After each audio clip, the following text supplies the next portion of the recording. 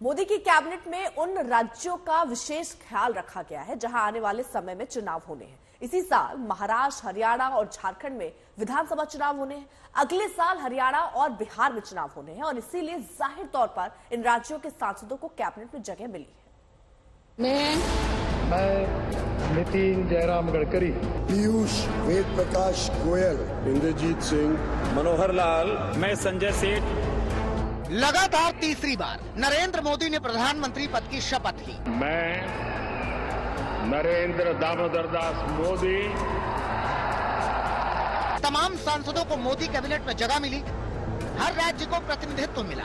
सहयोगी दलों को कैबिनेट में भागीदारी का मौका मिला।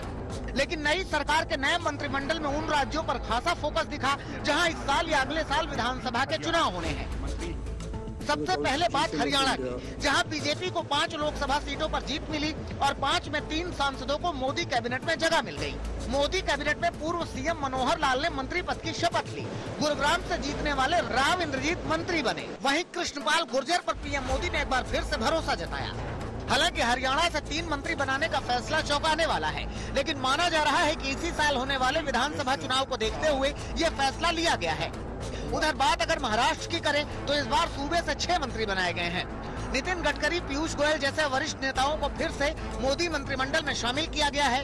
रावेर सीट से जीतने वाली बीजेपी की रक्षा खड़से को मंत्री पद मिला है। वहीं सहयोगी दल शिवसेना के प्रताप राव जाधव भी मंत्री बने हैं। साथ ही रिपब्लिकन पार्टी ऑफ इंडिया के रामदास आठवले को फिर मंत्रिमंडल में शामिल किया गया है।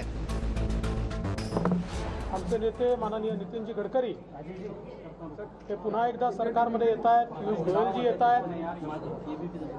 त्यासोबत रामदास आठवलेजी हे देखील पुन्हा सरकारमध्ये सामील होत आहेत। याबद्दल देखील मी आनंद व्यक्त करतो। हालांकि मंत्रिमंडल बंटवारे को लेकर महाराष्ट्र में खींचतान भी नजर आ रही है। एनसीपी अजित पवार गुट की ओर से मंत्री पद को लेकर सहमति नहीं बन सकी है।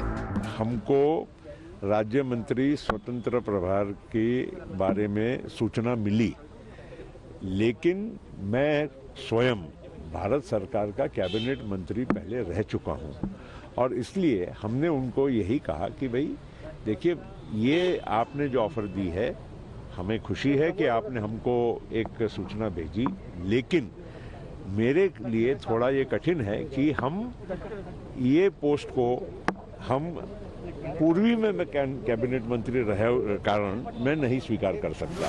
प्रफुल्ल पटेल ने केंद्रीय मंत्रिमंडल में शामिल होने से इनकार किया तो महाराष्ट्र में सियासी अटकलों का दौर शुरू हो गया। हालांकि फिर खुद प्रफुल्ल पटेल की ओर से सफाई देकर किसी तरह की नाराजगी न होने की बात कही गई। कोई मतलब जो भी कोई अटकलें लगाई जा रही, ऐसी कोई भी बात नहीं है। सब कुशल है, सब ठीक है और हमको ये भी कहा गया है कि कुछ दिनों की आप राह देखिए, हम इसको दुरुस्त करेंगे।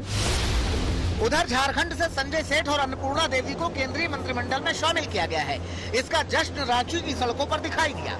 अगले साल होने वाले विधानसभा चुनाव को देखते हुए बिहार से 8 सांसदों को केंद्रीय मंत्रिमंडल में शामिल किया गया है। मोदी 3.0 सरकार नए साथियों के साथ तैयार है। एजेंडा विकास की गति को रफ्तार देने का है और इसके जरिए लक्ष्य चुनावी राज्यों में जीत हासिल करने का है।